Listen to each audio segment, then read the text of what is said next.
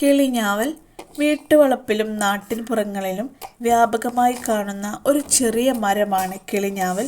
കിളികൾക്ക് ഏറെ പ്രിയപ്പെട്ട ഒരു പഴം കൂടിയാണ്. തെക്കേ ഇന്ത്യയിലും ശ്രീലങ്കയിലും തെക്കു കിഴക്കൻ ഏഷ്യയിലെ മലേഷ്യ, ഇന്തോനേഷ്യ, തായ്ലൻഡ് എന്നീ രാജ്യങ്ങളിലുമാണ് ഉത്ഭവം.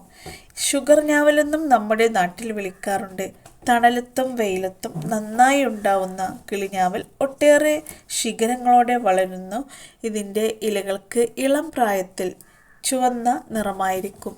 പൂക്കൾ കുലകളായിട്ടാണ് ഉണ്ടാവുന്നത്. പച്ച നിറത്തിലുള്ള കായ്കൾ പഴുക്കുമ്പോൾ ചുവന്ന് കറുക്കും.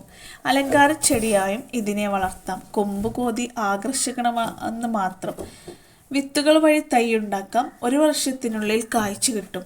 ഒരുപാട് ഔഷധ ഗുണങ്ങളുള്ള കിളിഞ്ഞാവൽ പ്രമേഹ രോഗികൾക്ക് ഈ പഴം കഴിക്കുന്നത് നല്ലതാണെന്ന് പറയപ്പെടുന്നു. തായ്ലൻഡിലെ പാരമ്പര്യ വൈദ്യത്തിൽ ഇതിൻ്റെ കായ്കൾ പനിക്കും വയറിളക്കത്തിനും മരുന്നാണ്. നേരിട്ടും മീനുണ്ടാക്കിയും പഴം കഴിക്കാം.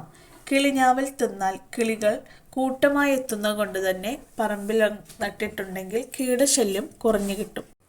വളരെ ചെറിയ പഴമായതുകൊണ്ടും ചെറിയ ചവർപ്പുള്ളതുകൊണ്ടും പലർക്കും ഈ പഴം ഇഷ്ടപ്പെടാറില്ല.